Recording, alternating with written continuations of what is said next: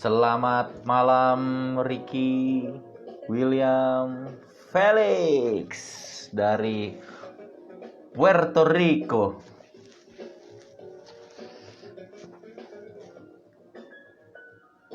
Hai Albert, yes. Carly Jasna, hai, halo. Hai. Christine, apa kabar? Christine di Bali apa di mana ya?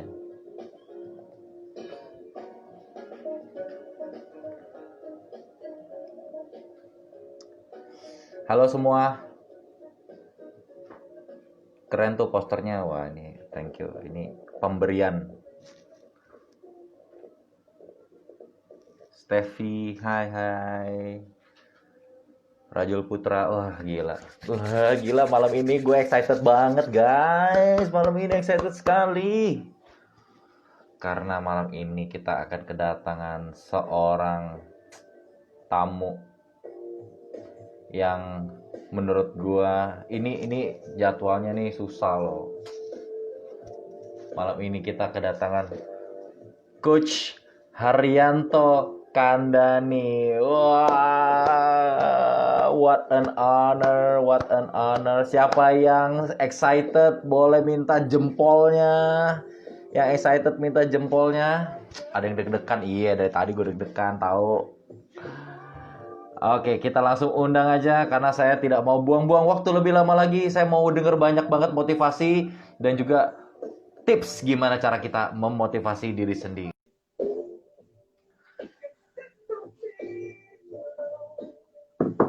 Malam ini gue pakai kaos ini. Hai Coach. Oke. Halo Pak Roy, bisa dengar suara saya dengan jelas? Bisa dong. Oke, mantap. Apa kabar nih Coach? Makin keren aja. Baik. Sama. Oke, gimana kabar? Baik. Sehat. I've never been so healthy before. Ini apa namanya? Yes. Yang paling apa ya, masa-masa yang paling excited nih dalam hidup saya nih. Beneran deh. Tentu ya. Terakhir ketemu waktu itu saya isi seminar dan penampilan Pak Roy nggak seperti ini ya. Wow. Muka ini Coach nih. Gitu. Dan saya lihat looking ini ya very sharp dan fresh ya. Fresh ya. Ini dulu ya. Saya kan hari ini pakai baju kepengen sehat challenge nih, ceritanya kaos nih. Nah, terus saya mau bikin baju ini ya. Saya biasanya selalu tuh bikin baju tuh selalu hitam. Tahu dong alasannya kenapa kalau orang gemuk baju hitam. Menutupi diri ya. Sedikit lebih slim. Nah, waktu saya desain terus saya bilang gini sama diri saya sendiri, kenapa harus hitam lagi gitu? Gitu kan? Kenapa nggak warna lain gitu? Terus akhirnya saya putusin, putih aja lah, udah melambangkan hati yang udah bersih dari segala segala distraction.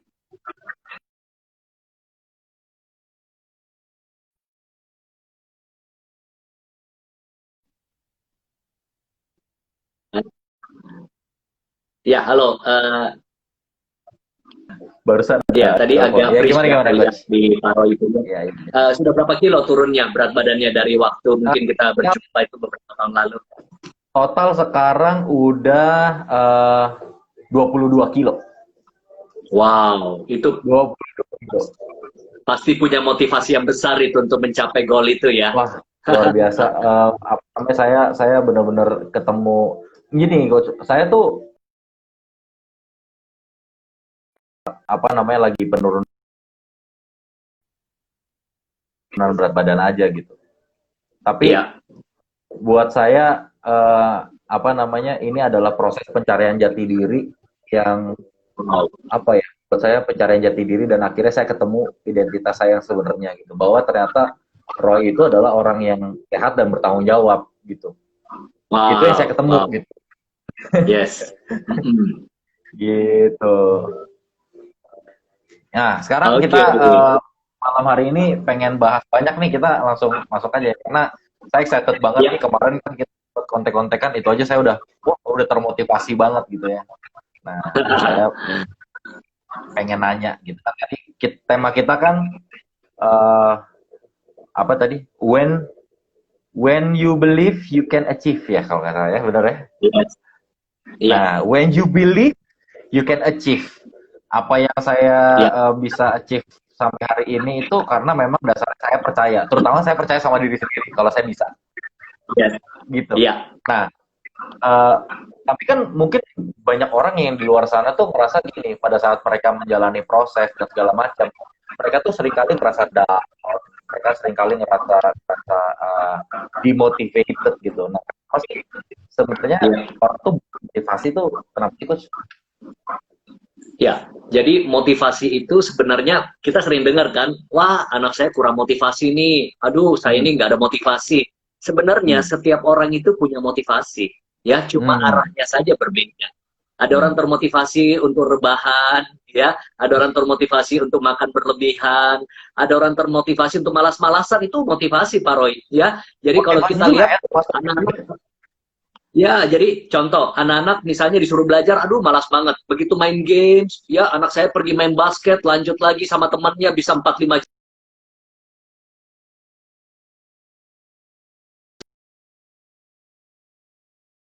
Cuma masalahnya arahnya itu kemana, ya. Nah itu yang kita perlu garis bawahi bahwa setiap orang punya motivasi, cuma arahnya saja kemana. Ya. Oh gitu ya. So masing-masing orang punya motivasi yang berbeda ya ternyata ya gitu. Nah, ada beberapa orang tuh yang kayaknya nih kalau kita lihat nih, ini orang nih self motivated nih, kok bisa ya? Maksudnya dia nggak ada orang yang motivasi, even nggak perlu orang lain motivasi dia bisa semangat tuh. Kira-kira kenapa tuh itu? Jadi gini, setelah tadi saya katakan setiap orang punya motivation ya atau motivasi. Jadi kita harus tahu dulu arti dari motivation, motive and action. Berarti dari sebuah action ada motif. Ya, jadi setiap tindakan, setiap perilaku yang kita buat itu ada motif di belakangnya. Nah, jadi kita perlu tahu bahwa motivasi itu ada yang namanya external motivation, ada internal motivation. Nah, yang kita perlu butuhkan adalah internal motivation. Contoh external motivation. External motivation itu misalnya, oke, kalau kamu dapat reward, kalau kamu dapat bonus, kalau kamu dapat duit, oke, ayo, siapa yang mau? Ada orang ngejar tuh. Contoh nih, ya, kalau misalnya saya dengan Pak Roy ada yang tawarin, setiap pagi ke Tanjung Priuk jam 4 subuh ambil uang 100 juta. Kira-kira kita bisa konsisten nggak setiap hari bangun jam 4 subuh pergi ambil uang 100 juta buat kita? Pasti dong. Berarti itu namanya external motivation. Begitu nggak ada duitnya, kita nggak mau lagi ke sana. Nah, berarti apa? Ada orang-orang yang di-drive karena sebuah faktor eksternal. Nah, ini bisa negatif, bisa positif loh, Pak Roy ya. Contoh, dia melakukan sesuatu karena takut. Ya, jadi misalnya, oke, kamu kalau tidak masuk kerja, dipotong gaji kamu, misalnya. Ah, itu kan di-drive dari rasa negatifnya ya, takutnya. Nah, orang akan termotivasi. Karena apa? Dia takut nantinya mungkin dipotong gajinya, dipotong bonusnya, ataupun juga misalnya ada yang susah berhenti rokok. Ya, susah berhenti rokok. Tapi kalau dokter bilang kamu merokok sekali lagi, ya jantung kamu jebol. Oh, berhenti dia tuh. Itu berarti apa?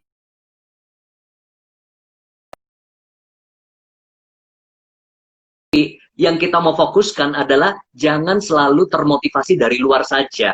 Ya, contoh motivator pun itu cuma external motivation. Motivator bisa memberikan seminar, training, even saya motivator ya. Tapi motivator yang terbaik adalah diri sendiri. Artinya apa? Kita harus menggali yang namanya internal motivation dari diri kita.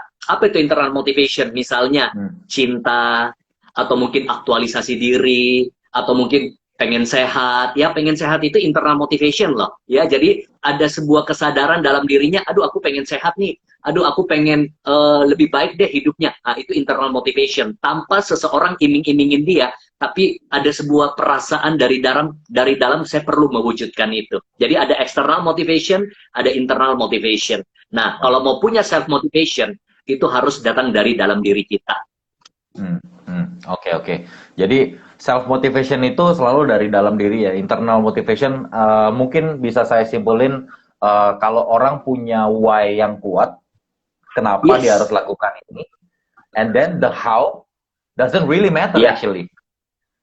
Karena menurut benar. saya niat 100% itu akan dengan cara apapun, mekanisme yang apapun, selama itu benar ya. Menurut saya akan mendatangkan hasil yang 100% juga, benar nggak sih Coach? Iya, dan kalau why-nya ada alasan emosional, itu lebih dahsyat lagi. Ya, Iya, iya, contoh, iya. eh, dia berkorban buat anaknya, dia berjuang mungkin buat sebuah impian yang dibalik itu ada sebuah rasa cinta atau mungkin buat keluarganya. Wah, itu why, semakin strong why-nya, semakin muncul banyak how dalam hidup untuk jalan menuju pencapaian itu kalau bicara goal ya, atau Ya, mungkin ya, ya. sebuah achievement. Wow, luar biasa ya. Nah, apa namanya? Gini, saya tuh ngelihat orang tuh banyak gini. Dulu saya juga kayak gitu soalnya. Jadi pada saya lihat orang gitu ya, minggu lalu saya ngobrol sama Kemal Mokhtar, dia berhasil turunin kurang lebih hampir 60 kilo dalam waktu setahun, kan luar Wow, biasa. Saya ketemu dia tuh, ya, wah gimana caranya gitu kan, kayak pengen gitu ya.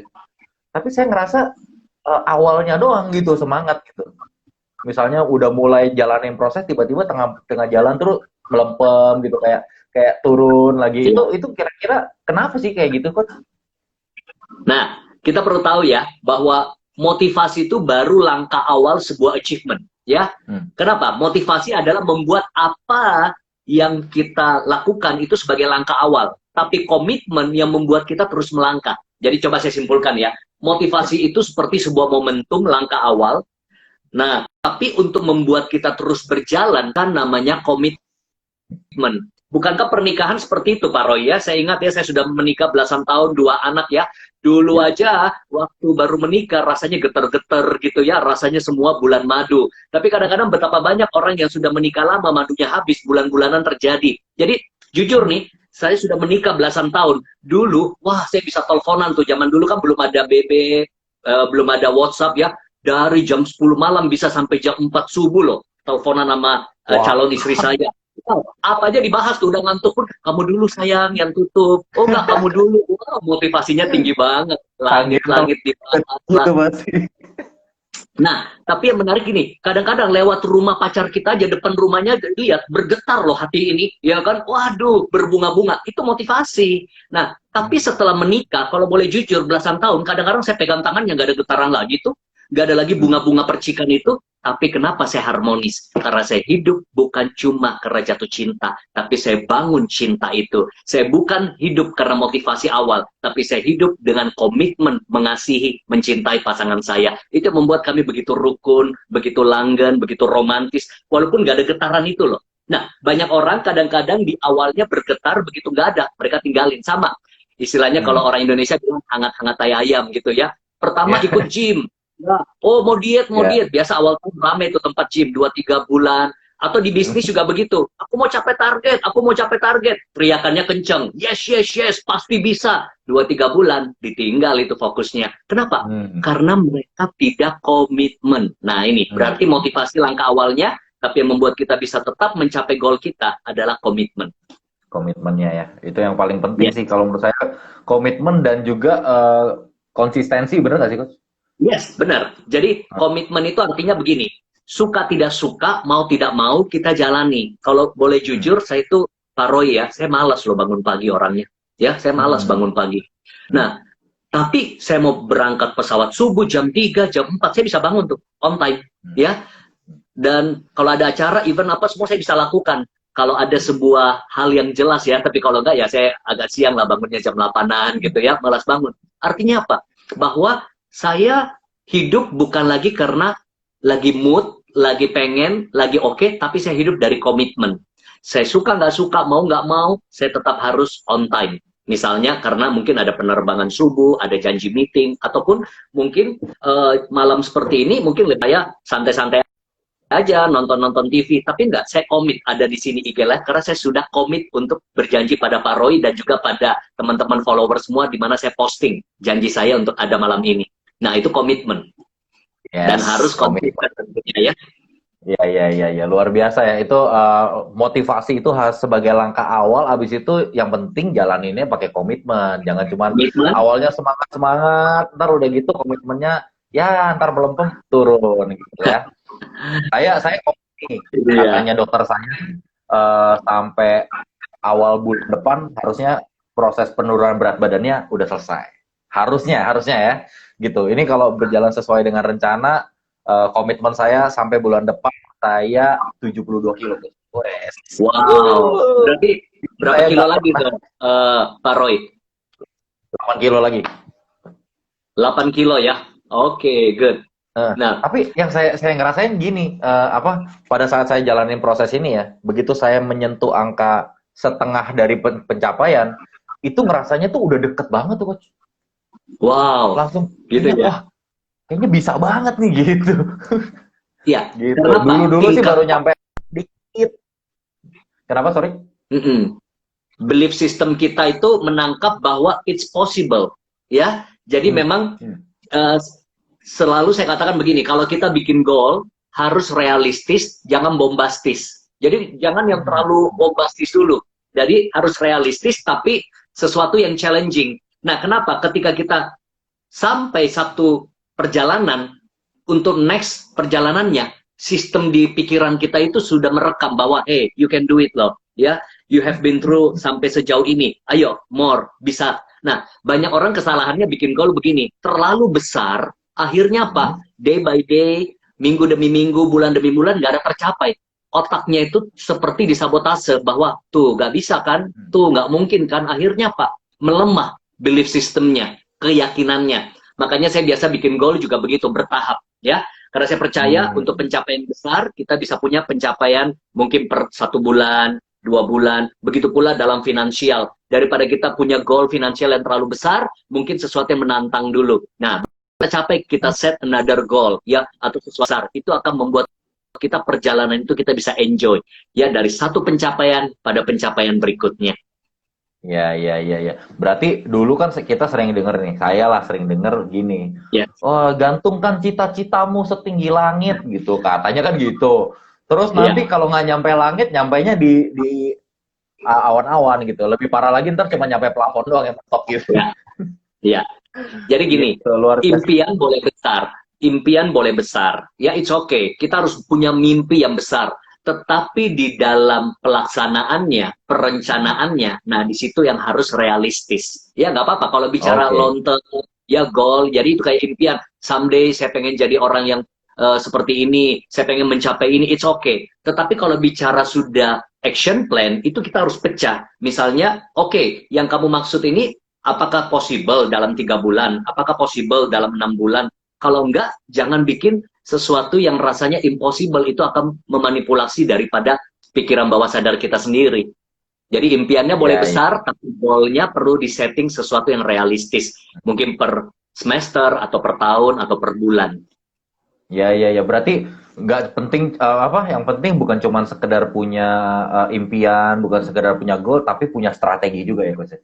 Yes, itu yang saya bilang. Bahwa semangat saja nggak cukup, harus punya strategi. Banyak orang berpikir, wah yang penting semangat. Jadi kadang-kadang di perusahaannya, di organisasinya, atau mungkin dirinya jago teriak-teriak aja. Semangat pagi, pasti bisa. Saya suka bilang ini, hati-hati.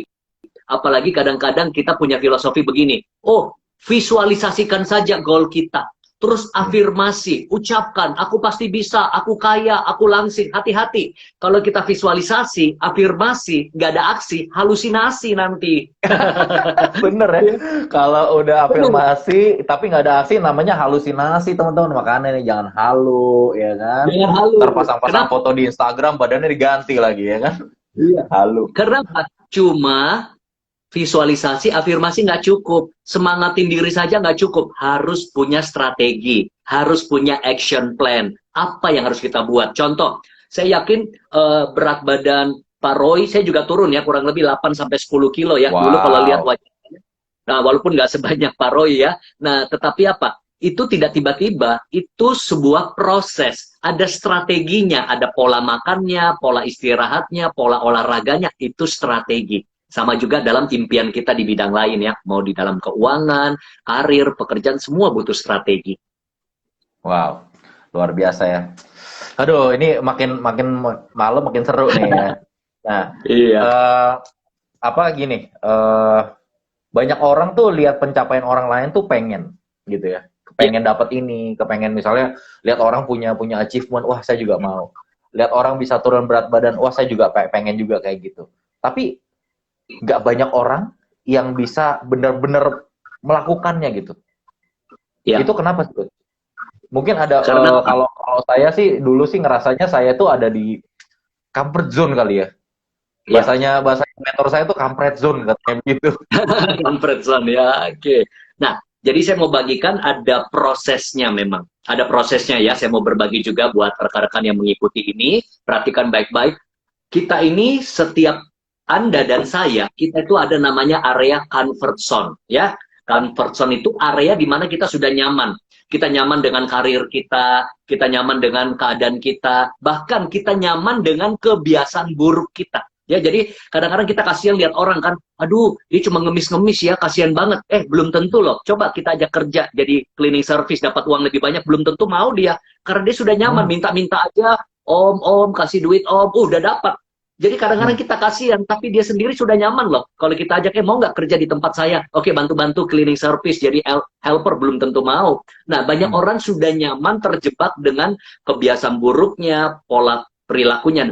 Kita pengen sebuah achievement zone. Nah, kita mendambakan kesuksesan, pencapaian, misalnya berat badan turun, keuangan meningkat, karir bagus, apapun pencapaian kita. Ini goal, di sini kita ada di sini. Nah, ada step-stepnya. Kita harus keluar dari comfort zone, kita masuk di learning zone, zona pembelajaran. Kita harus belajar hal baru.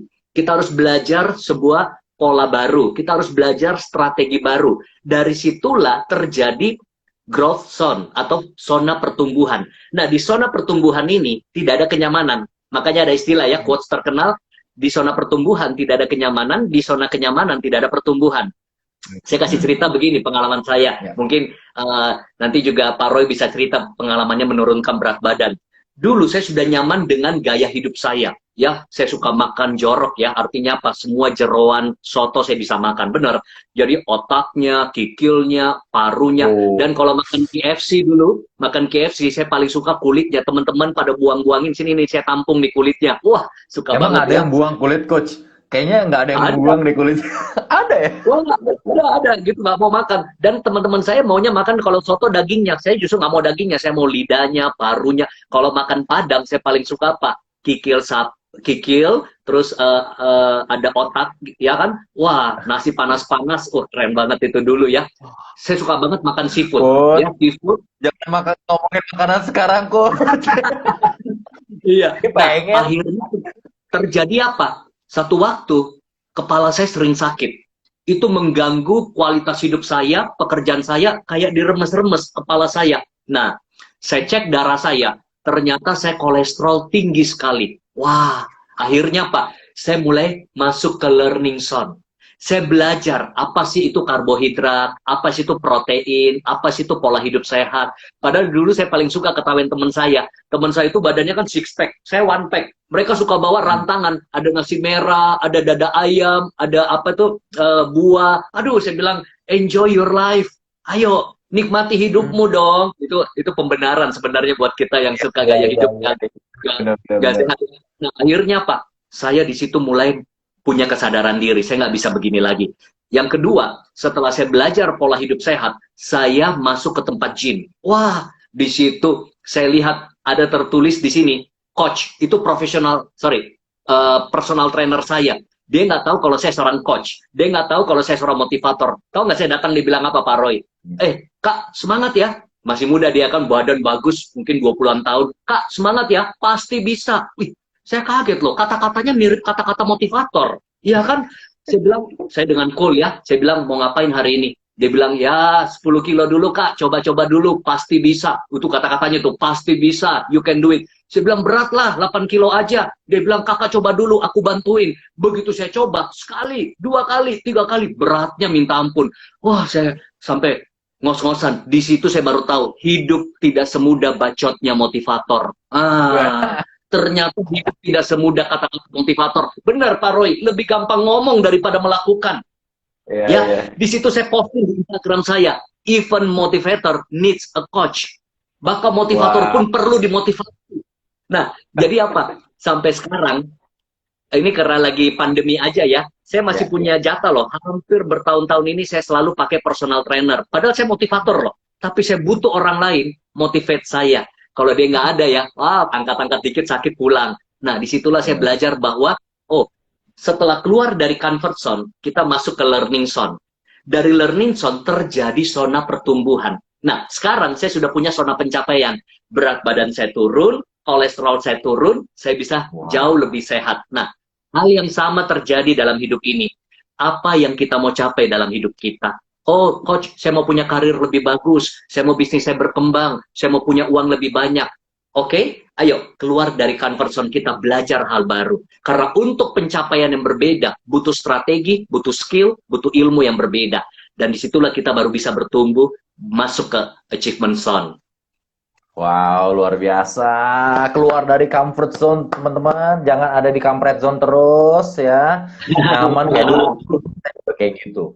Saya apa namanya selalu gini. Waktu zaman saya gemuk ya, banyak orang yang saya bilang saya gini. Ini menurut saya memberikan belief-belief yang salah dan pembenaran diri. Ah, nggak apa-apa, gemuk mah yang penting sehat, dibilang gitu kan. Yes. Padahal kan korelasinya antara gemuk sama sehat mah nggak ada korelasinya gitu kan. Nah terus itu dulu yang sering itu orang tua ngomong gini, kita nih keluarga ini tulang gede, kita tulang gede gitu. Jadi kayak oh iya emang gitu kan. Nah terus udah gitu banyak banget yang bikin saya nyaman. Misalnya teman-teman saya bilang, Roy, lu tuh jangan kurus-kurus, kalau lu kurus tuh lu gak lucu lagi gitu. Dan itu membuat saya ngerasa comfort gitu. Oh iya ya, ternyata kalau gue kalau gue gemuk dan segala macam, gue diterima, gue kayak lebih lucu dan segala macam gitu. Membuat saya jadi punya belief yang salah dan istilahnya identitas saya yang salah gitu selama ini. Dan saya sadar bahwa kalau sampai pada perjalanan saya mau mencapai goal-goal dan impian-impian saya dalam hidup, tiba-tiba saya kena sakit jantung misalnya. Itu nggak lucu lagi gitu kan. Udah nggak lucu gitu.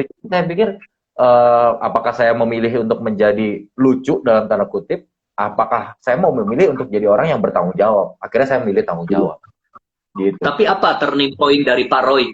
Kapan tepatnya itu ada why-nya itu, strong why? Apa yang mungkin bisa di-sharingkan juga, saya pengen tahu.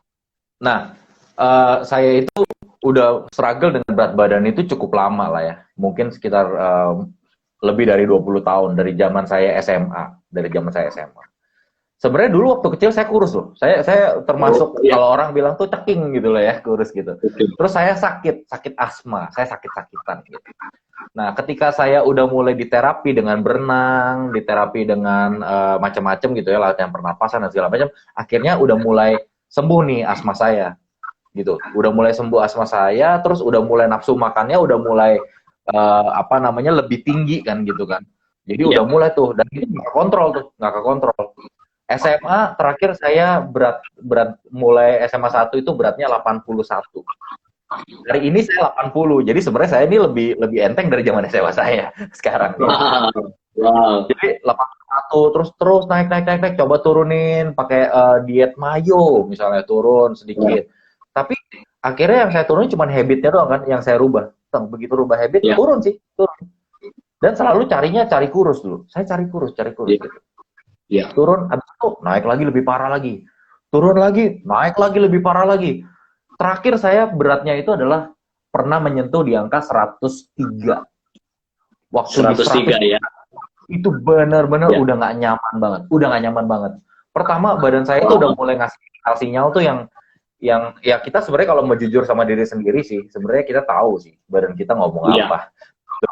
Nah, udah mulai ngasih sinyal-sinyal, pinggang sakit lah. Istri saya bilang gini, tahu nggak katanya, dulu waktu aku hamil tuh sakit pinggang nih kayak kamu gini katanya gitu.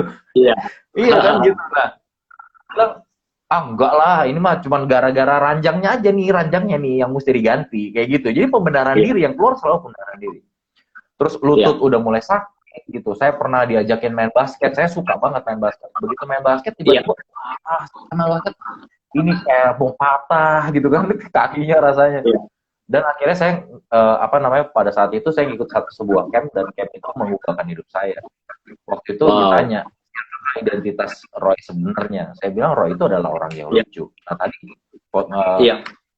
fasilitator bilang sama saya, kalau misalnya kamu dalam rangka mencapai apa yang kamu pengen, kalau kamu sakit jantung, kamu masih lucu atau enggak? So are you or a clown?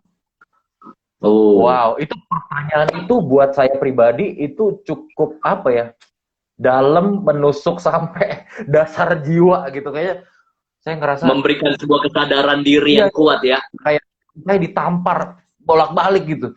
Saya bilang, iya siapa sih saya gitu. I'm a leader in my business. I'm a leader in my family. I'm a leader for myself. Itu yang saya katakan sama diri saya sendiri. Lalu perhadapkan sama kalau nih 100% dengan motivasi 100%, apapun caranya dijalanin kan konsisten, pasti bisa berhasil. So saya rilis, maksudnya saya pikir ya udahlah, saya mau coba lihat segala opportunity yang ada. Ternyata ada satu teman saya bilang, Roy, gue turun 12 kilo gara-gara ahli gizi. Lu mau gak? Ya, ke ahli gizi juga. Di hari itu, di hari yang sama, saya langsung dapat 3 cara. Saya langsung dapat 3 mekanisme. Yang pertama saya diajakin nge-gym. Yang kedua saya diajakin untuk Muay Thai, ya, MMA gitu ya. Yang ketiga saya diajakin untuk ini ke dokter gizi. Dan akhirnya saya rasa dokter gizi itu kayak something yang intriguing gitu. Iya dokter gizi karena Kemal waktu teman saya itu turun 60 kiloan itu karena dokter gizi. So itu kayak balik lagi dokter gizi nih, diketok lagi kepala saya dokter gizi. Akhirnya saya dengan spontan begitu saya dapat nomor, gue minta nomornya. Begitu saya dapat nomornya, saat itu juga saya telepon dia, saya bikin janji, dan sampai hari ini saya udah per hari Sabtu besok ini saya udah 3 bulan, 3 bulan saya jalanin proses ini. Puji Tuhan sekarang udah bisa jalan. Ada pola makan ya yang diatur. Jadi yang diatur tuh benar-benar pola makan. Kenapa? Berat gak Pak Roy jalanin gitu makanannya? Kalau menurut saya sih enggak sih ya. Karena gini, saya sering makan saya itu setiap hari 5 kali, coach. Jadi mau dibilang berat juga memang porsinya kan diatur. Kan harus makanannya yang clean kan, nggak boleh gorengan lagi, nggak boleh manis-manis. Of course. Gula is a big no-no, ya kan. Terus udah gitu sama satu lagi minyak yang nggak boleh. Karena kalau karbo kita butuh karbo, kita butuh apa ya namanya? Yang penting adalah seimbang. Saya bilang sama saya pakai nasi merah, Mbak, nasi putih aja, nasi biasa aja. Ya, yang penting saya gini, ibarat masih cheating day apa? Nggak ada. Kalau saya nggak ada cheating day. Karena dokternya gini, dokternya bilang gini, saya tahu konsekuensinya. Kalau kamu cheating, kamu akan stuck beratnya. Ini program dia ya. Kalau kamu cheating, kamu akan stuck 2-3 hari. It's your choice. Kalau misalnya mau cheating, ya nggak apa-apa. Tapi ya itu konsekuensinya kamu tanggung sendiri. Dan saya memilih untuk saya konsisten. Saya memilih untuk konsisten. Ada nggak yang Pak Roy sudah benar-benar tinggalkan dalam beberapa bulan ini, konsumsi yang favorit benar-benar sudah ditinggalkan? Ini dia nih, yang namanya kopi susu kekinian. Itu dulu saya setiap hari itu kok gila. Parah, kopi susu kekinian itu ya. Kopi ya. Very. Aduh, saya setiap pagi dulu pasti minum kopi plus susu kental manis. Which is belakangan yang saya tahu itu bukan susu kental manis, itu namanya gula rasa susu sebenarnya kalau menurut saya. Iya, benar. Gula rasa susu, benar. Nah, itu yang saya benar-benar I'm proud of myself actually for doing this. Karena saya ngerasa saya belum dalam hidup saya belum pernah komit ini untuk diri saya loh, untuk diri saya gitu. Tapi saya kebayang begini Pak Roy. Ya terus gimana Pak? Iya, jadi pada saat saya komitmen dan segala macam, saya ngerasa gini, I can achieve anything in life. I can achieve anything in life. Iya, itu yang saya mau bilang tadi. Karena saya bisa ngalahin segala pikiran-pikiran negatif dan juga segala godaan-godaan, saya bisa lawan semua. Apa yang saya nggak bisa lakukan dalam hidup? Gitu loh. Saya ngerasa gitu. Berarti pattern yang sama bisa dipakai untuk mungkin karir, Exactly. finansial, ya, ataupun anything yang kita want to achieve, ya, goal-goal lain Betul. itu bisa pakai pattern Betul. yang sama, cuma mungkin dengan mekanisme yang berbeda saja. Mungkin kalau Ya.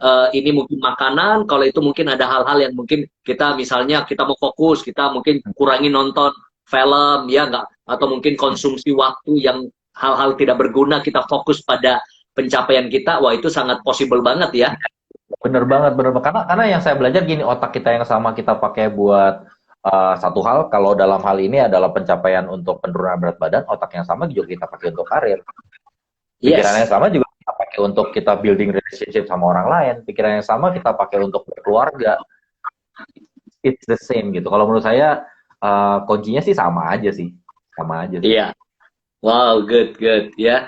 Makanya tadi ada yang saya lihat bertanya juga gimana nih supaya motivasi belajar atau mungkin di dalam karir. Ya, ini eh, mungkin kita bisa bantu nantinya. Ya, ya, Eh, ya, ya. Teman-teman silakan ya kalau ada yang mau bertanya juga Ya. boleh, silakan nanti kita sharing-sharing Nah, bersama.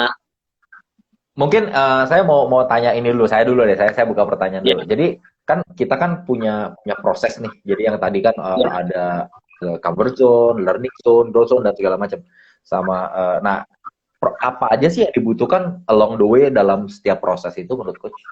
Apa aja sih ya. yang dibutuhkan? Menurut saya along the way itu dimulai dari sebuah self awareness, sebuah kesadaran diri. Nah, karena apa? Orang yang sadar diri adalah orang yang bisa melakukan perubahan diri. Karena banyak sekali Ya, orang mau sukses, mau turun berat badan, mau punya uang banyak, mau bisnisnya berkembang, tapi dia belum menyadari, ya, sebuah kesadaran diri belum muncul. Tapi yang lebih parah lagi di luar sana bukannya sadar diri, banyak orang seringkali tidak tahu diri, apalagi lupa diri, gitu hmm, ya. Jadi tadi sebenarnya yang Pak Roy bilang, saya mengamati ada sebuah kesadaran diri akan ya, identitas, akan siapa saya, bahwa hidup ini nggak boleh begini-begini aja. Nah, dari kesadaran diri itu memimpin kita pada perubahan diri. Nah, disitulah kita masuk dalam proses perubahan diri. Dari perubahan diri, kita masuk dalam langkah berikutnya, terjadi pengembangan diri. Nah, dari pengembangan diri, terjadi pencapaian diri. Nah, jadi kalau kita belah, kita harus mulai dulu dari sebuah kesadaran. Untuk apapun yang kita mau capai dan kita mau rubah. Misalnya, oh, saya pengen punya karir lebih baik. Oke, kita harus sadar dong, kita ada di posisi mana? Kita sebenarnya ada kekurangan apa? Kita sadar nggak ada skill yang belum kita miliki? Kita sadar nggak bahwa ada mentalitas, mindset yang kita butuhkan untuk mencapai itu? Nah, ketika kita sadar, disitulah kita buat perubahan diri. Kita mulai asah skill kita mulai mengasah mungkin kompetensi, kita mulai tambah pengetahuan yang dibutuhkan. Nah, dari situlah terjadi pengembangan diri. Nah, ketika diri berkembang dalam arti apa? Pola pikirnya berkembang, mungkin kemampuannya berkembang, disitulah terjadi pencapaian diri. Nah, jadi along the way itu uh, proses inilah yang terjadi dan di tengah-tengah ini tidak bisa dipungkiri yang namanya disiplin. Disiplin itu memang harus menjadi pembentuk dari kebiasaan kita. Kita itu manusia yang kebiasaan, ya, ada pola. Saya selalu katakan begini, orang tidak gemuk dalam semalam. Ya, kita nggak yes, kurus dalam semalam. Jadi kalau orang mengerti ini, saya berani malam ini makan martabak, habis itu makan misalnya buffet, all you can eat, kita nggak tiba-tiba gemuk besok. Ya paling naik 1-2 kilo udah normal lagi. Itu adalah akumulasi daripada hmm, kebiasaan-kebiasaan yang kita bangun. Sebaliknya, betul. ada orang berpikir, oh kalau saya push up 200 kali, saya sit up 200 kali, dan saya diet total malam ini, puasa 24 jam, apakah langsing? Tidak juga. Cuma paling turun 1-2 kilo. Berarti apa? Yang Pak Roy bangun adalah sebuah pola, sebuah kebiasaan baru, sebuah konsistensi. Itulah Ya, yang membentuk hidup kita. Nah, prosesnya artinya apa? Kita harus membangun sebuah behavior, sebuah habits, dan juga karakter yang baru untuk mendapatkan outcome yang kita inginkan. ya, ya, ya, ya. Wow, Menarik keren banget ya, pembahasannya. keren banget ya. Ini tadi saya ada beberapa, ini kita langsung masuk ke pertanyaan aja ya, karena ini kan Boleh, waktu boleh, kita boleh. tinggal Silakan. 20 menit nih ya. Ini Ya, teman-teman banyak banget yang nanya. Teman-teman kalau mau nanya langsung taruh di kolom komen. Kita akan pilihin ya. Mungkin nggak semuanya bisa dijawab, tapi we'll see. Siapa tahu bisa. Oke ya. Nah, ini ada yang nanya nih gitu. Apa namanya? Gimana? Ini tanyanya sebenarnya sama aja tadi saya bilang ya. Maksudnya pikiran yang sama kita pakai buat penurunan berat badan, disiplinnya dan segala macam, ini bisa dipakai buat bisnis juga. Nah, ada yang nanya Siap. gini, gimana supaya omsetnya naik? Wah, gimana? Kerja, Bu. Omset naik. Oke, baik. Gimana supaya omset naik ya? Pertama, kita harus tahu dulu bahwa cara berpikir yang berbeda butuh ya, sorry, untuk pencapaian yang berbeda butuh cara berpikir yang berbeda. Saya melihat begini, untuk menghasilkan 1 juta per bulan, dengan 10 juta per bulan, dengan 100 juta per bulan, cara berpikirnya beda. Ya, artinya apa? Strateginya berbeda, skillnya berbeda. Jadi kalau pertanyaannya bagaimana omset naik, omsetnya berapa banyak yang kita mau naikkan? Kita lihat pola orang yang punya omset sekian, apa pola kerjanya, apa yang dia tahu. Seringkali begini, orang mendapatkan apa yang kita tidak dapatkan karena dia tahu apa yang kita tidak tahu. Dia lakukan apa yang kita tidak lakukan, dan dia memahami apa yang kita tidak pahami. Nah, that's why kita perlu pelajari polanya. Nah, kalau kita mau omset naik, pasti ada orang-orang yang sudah omsetnya lebih dari kita. Kita lihat apa strateginya, apa kompetensi yang dia punya. Contoh, biasanya kita jualan secara konvensional. Sekarang zaman pandemi ini kita mau naikkan omset dengan cara konvensional, itu agak susah. Kita harus belajar apa? Misalnya strategi digital marketing, kita harus belajar personal branding, kita harus belajar ilmu sales marketing secara online. Ketika kita pelajari itu, kemungkinan omset kita bisa naik. Itu contoh saja ya, saya nggak tahu bisnisnya apa. Nah, sama, orang berkata, saya pengen berat badan saya turun. Nah, kita lihat apa pola makan dari orang-orang yang berat badannya ideal. Apa pola olahraganya. Nah, kita lihat. Nah, karena saya percaya begini, apapun yang kita mau capai, ada orang lain sudah mencapainya. Nah, itulah kita perlu belajar dari orang-orang yang sudah mencapai apa yang kita mau capai. Wow, keren ya. Nah, terus ada lagi nih, bagaimana cara mengontrol energy level dalam menjalankan kehidupan sehari-hari, mengontrol energy level. Yes, ini saya paling suka bahas ini ya. Ini kalau materi saya itu namanya peak performance ya. Setiap orang itu punya energi, dan saya bersyukur ya, saya bisa dikatakan saya selalu belajar untuk hidup dengan peak performance. Kalau zaman sebelum pandemi ini ya, itu kadang-kadang orang kaget-kaget lihat jadwal saya. Ya, kadang-kadang bisa 18 kali penerbangan, satu hari bisa seminar di 2 kota. Bahkan saya punya beberapa tim. Saya bawa yang ini, pulang dia radang. Yang ini saya bawa lagi ikut saya, wah pulang meriang. Satu pusing gitu ya. Padahal saya bilang, kalian itu yang harusnya lebih sehat. Karena pas saya yang capek, mereka cuma setting, saya yang bicara, saya bawain seminar gitu ya. Tapi satu-satu tumbang gitu. Kenapa? Karena tidak banyak orang yang ngerti menjaga energi level. Salah satunya menjaga energi level adalah tentu ya istirahat cukup, hidup yang seimbang, olahraga, tapi yang paling penting mindsetnya. Selalu jaga pikiran kita ini positif.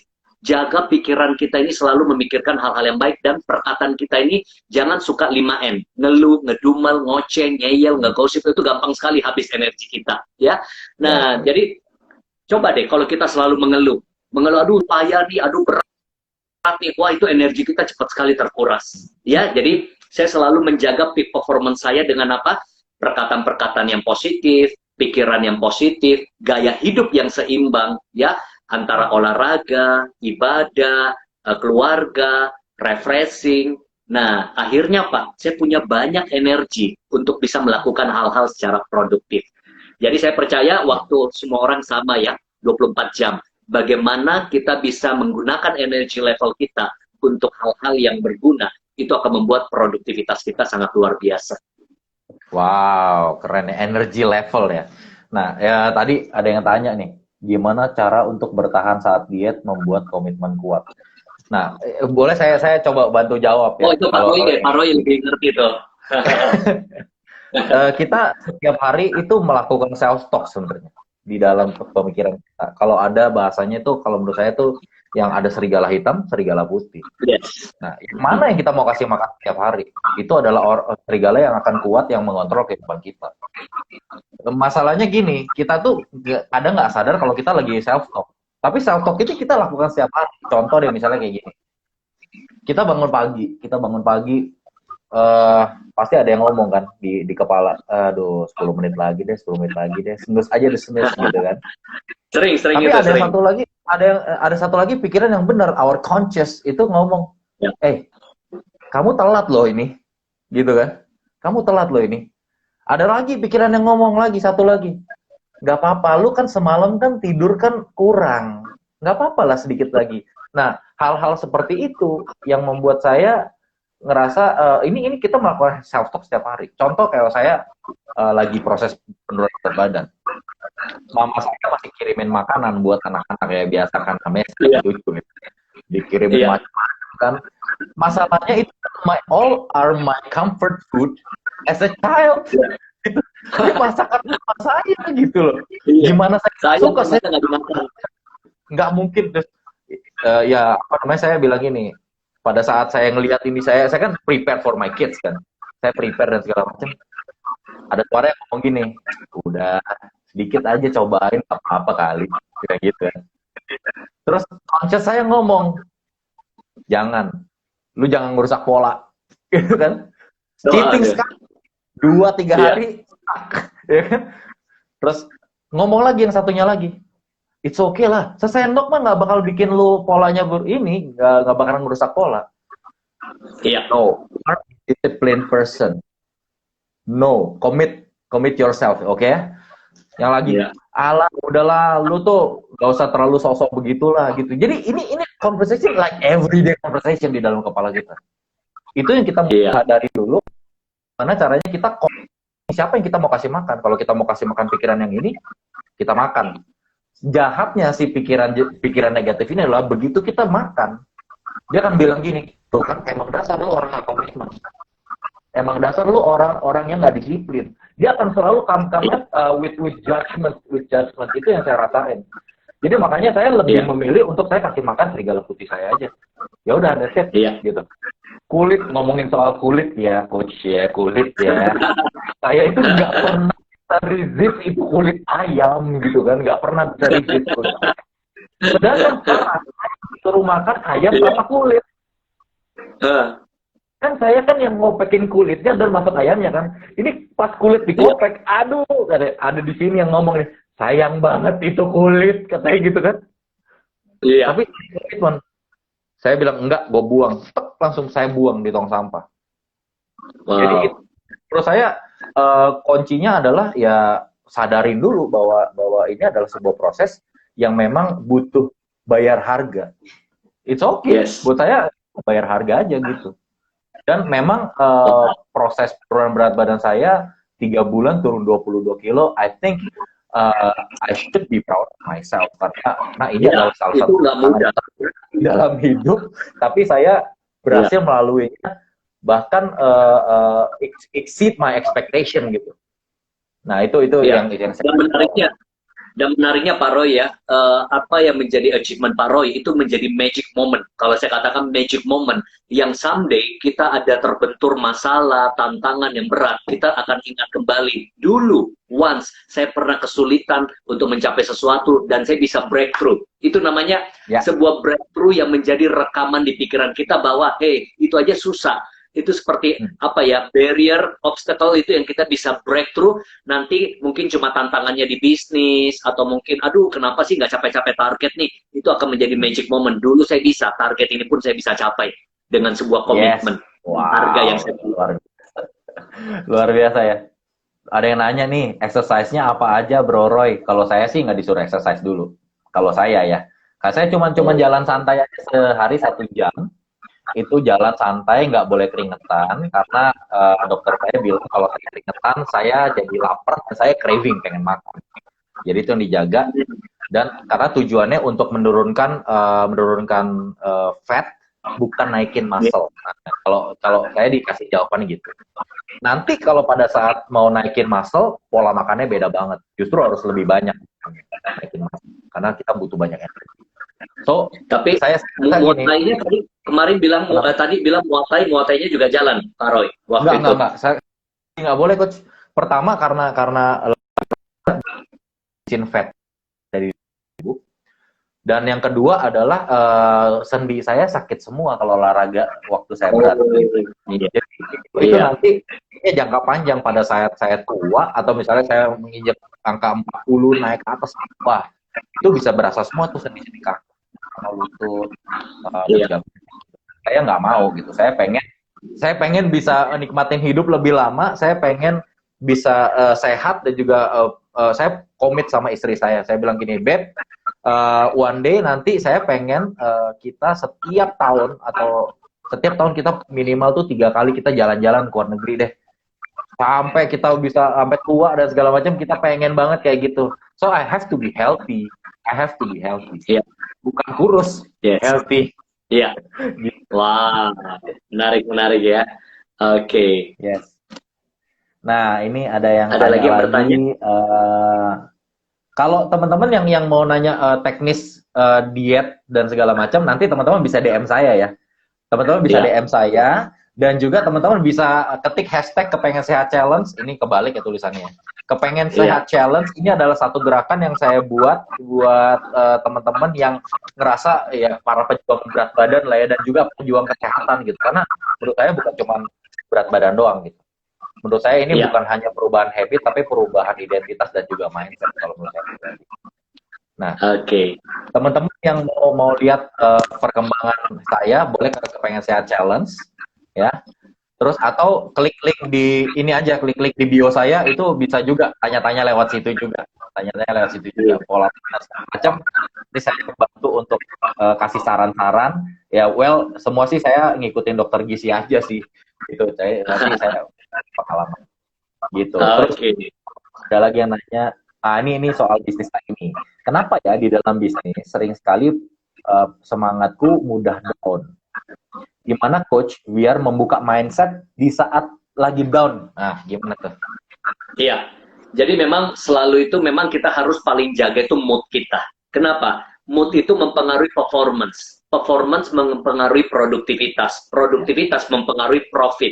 Jadi memang apalagi kalau bisnis yang Anda jalani itu ya memang sangat challenging ya, di mana banyak penolakan atau mungkin sulit ya untuk mendapatkan penjualan atau mungkin prospecting ya, itu cenderung godaan naik turun kita itu harus memang kita bisa jaga. Nah, bagaimana caranya? Selalu melihat dan memaknai bahwa tantangan-tantangan yang ada itu sebagai pembelajaran. Kegagalan-kegagalan itu adalah sebagai feedback untuk kita bisa menjadi pribadi yang punya strategi yang lebih baik. Jadi memang harus benar-benar dijaga itu kestabilan daripada mood kita. Karena mood mempengaruhi performance seseorang. Jadi saya nggak tahu bisnisnya apa, tapi yang pasti kalau bisnis challenging pasti up and down, apalagi bisnis yang membutuhkan mungkin prospecting, kita harus menawarkan sesuatu dan seringkali penuh dengan penolakan ya. Nah, itu pasti kita harus benar-benar menjaga motivasi kita. Karena saya percaya begini, Pak Roy, banyak orang bilang bahwa kenapa sih kita itu kalau dimotivasi ya, nanti paling ikut seminar motivasi 2 hari lagi udah hilang gitu ya. Saya setuju. Karena gini, karena seperti kita mandi, saya mandi 2 kali sehari, apakah menjamin besok saya bersih selamanya? Tidak, besok saya harus mandi lagi. Nah, begitu pula motivasi, nggak cukup sekali. Nggak cukup cuma ikut seminar motivasi. No, saya nggak katakan bahwa harus ikut seminar motivasi, sekali-sekali boleh. Tapi kita yang harus menaruh diri kita di lingkungan yang membuat kita penuh dengan motivation. Contoh, bacaan kita, tontonan kita, ya pergaulan kita, komunitas kita, itu harus bisa menolong kita untuk selalu ada di dalam ekosistem yang penuh motivasi.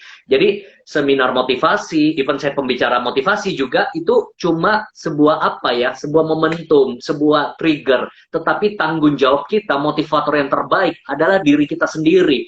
Kita harus menempatkan di lingkungan dan juga mengkonsumsi sesuatu yang penuh dengan hal-hal yang bermakna dan positif buat baik jiwa kita, spiritual kita, mental kita, itu selalu harus dijaga. Layaknya kita mandi sehari nggak cukup, terus harus konsisten mandi. Begitu pula motivasi. Betul. Komunitas dan juga lingkungan tuh sangat-sangat mempengaruhi juga untuk kita bisa tetap stay positif ya, bener coach? Yeah. Nah, bener. Itu dia tadi menarik ya, ngomongin soal buku ya. Buku-buku apa sih yang kita baca? Gitu, yang bisa menginspirasi kita. Ini salah satu buku yang menginspirasi saya adalah ini. Ini namanya judulnya Rahasia Mendidik Anak. Rahasia Mendidik Anak ini saya pikir saya baca karena saya pikir saya pengen mau komunikasikan bahasa saya ke anak dengan baik gitu. Anak saya 3, cowok, cewek, dan mereka lagi aktifnya gitu. Jadi galak, saya nggak mau. Saya belajarnya. Saya tahu saya baca buku ini, tanpa sadar bahwa kayaknya banyak sekali belief-belief yang ditanamin sama orang tua yang nyangkut di pikiran saya, dan itu menjadi ya saya nggak bisa nyalain generasi di atas karena kan mereka they simply didn't have the privilege buat belajar macam-macam gitu ya. Tapi kalau sekarang saya baca ini, wah luar biasa ya. Ini kita alamin sekarang ini efeknya karena belief-belief yang juga salah gitu. Nah ini luar biasa. Saya recommended buat teman-teman, ini rahasia mendidik anak agar sukses bahagia. Ini ditulis oleh namanya Aris Setiono. Ini my life coach juga. Wow. Ngomongin buku kan, ini punya banyak sekali buku. Ada nggak sih buku yang direkomend untuk ini nih, kita self motivation nih, apa nih kira-kira bukunya? Saya pribadi kan tulis buku pertama saya itu yang bestseller ya. Saya coba lihat ada di sini. Nah, ini membantu untuk achievement seseorang. Ya, ini saya tulis tahun 2010 terbit ya. Terbit itu 2010, until now itu bersyukur national bestseller achiever. Wow. Ya, jadi ini halaman kurang lebih ya masih ada 9 stok kayaknya di admin ya. Kalau Anda mau DM saya bisa pesen ya, atau di Gramedia. Tetapi ini benar-benar langkah-langkahnya semua. Bagaimana step by step untuk kita bisa menjadi seorang achiever. Achiever itu apa? Achiever adalah orangnya, achievement itu adalah pencapaiannya. Nah, jadi saya bersyukur 2,5 tahun nih saya tulis Pak Roy ya. Saya tulis 2,5 tahun, terbit tahun 2010. Setelah itu sampai 2020 ini bersyukur masih jadi national bestseller. Sudah puluhan ribu eksemplar laku. Dan menolong banyak orang. Jadi kalau teman-teman belum punya, ya bisa nanti DM, nanti saya kasih tahu ada pesanan di admin ya. Jadi bisa dapat, di dalamnya juga ada CD audio ya. Nah, sudah tinggal dikit, paling sisa 9 buku mungkin ada di admin. Silakan. Wow, luar biasa ya. Kita terusin sama pertanyaan ini, masih ada 3 menit ya. Coach Haryanto, gimana cara menghadapi bagaimana solusi membuat rencana jangka panjang yang terkadang itu suka, kalau bahasanya ini amburadul gitu ya. Gimana nih rencana jangka panjang ini? Oke, jadi untuk rencana jangka panjang itu bicara sebuah goal yang end result-nya atau sebuah outcome yang besar. Jadi kita pecah-pecah. Nah, untuk kita bisa mencapai rencana jangka panjang, kita mulai dulu nih. Misalnya rencana jangka panjang 1 tahun, kita bagi misalnya dalam 3 bulan, 3 bulan itu apa aja action plan-nya, apa aja strateginya. Karena kalau langsung berpikir terlalu jauh, ya otak kita juga kadang-kadang terbatas. Jadi kita lebih baik beberapa langkah ke depan. Nah, jangka panjangnya itu sebagai acuannya. Acuan untuk ini loh, kita mau capai selama setahun, proyeksinya seperti ini, tapi yang terpenting menurut saya adalah day by day, ya, minggu per minggu, bulan per bulannya. Karena semua pencapaian besar dimulai dari hal kecil dulu. Kalau kita berpikir besar dulu tetapi tidak ada action sama sekali yang kita pecah sebagai strateginya, itu akan sangat sulit tentunya. Contoh misalnya saya mau turun 30 kilo. Wah, itu berat sekali kalau pikir 30 kilo. Oke, 30 kilo itu kapan? Kalau 6 bulan atau misalnya kita pecah jadi berapa bulan, itu akan jadi ringan. Nah, kadang-kadang orang sudah stuck dulu dengan goal yang terlalu besar, tapi dia nggak bisa melihat possibility atau sebuah cara. Nah, itu ya. Jadi saya katakan bahwa yang terpenting adalah cara-caranya untuk mencapai hal tersebut, itu lebih penting kita fokuskan. Ya, jadi goal yang gede itu kita chunking down ya. Jadi dibikin berkala gitu. Itu juga yang saya lakukan. Jadi per 2 minggu kalau teman-teman lihat Instagram saya, itu semuanya ada di IGTV saya. Setiap 2 minggu saya posting. Setiap 2 minggu saya posting, saya kasih tahu progresnya. Gitu. Jadi dokter saya juga kasih tahu. Jadi istilahnya oke, target nanti 2 minggu ke depan turun sekian kilo. Target 2 minggu ke depan turun sekian kilo. Gitu. Enaknya makanya kita memang benar-benar butuh coach yang gini. Wah, aduh kita pengen ngobrol lebih panjang tapi waktunya tinggal dikit. Coach, banget. Malam hari ini udah nyempetin datang ke IG live-nya ke Pengen Sehat Challenge. Kita luar biasa. Saya mau kasih coach kenang-kenangan, baju kaos ke Pengen Sehat Challenge. Tapi saya kirim ya. Thank you banget teman-teman. Jam 7 malam kita ketemu di live IG ke Pengen Sehat Challenge. Kalau teman-teman mau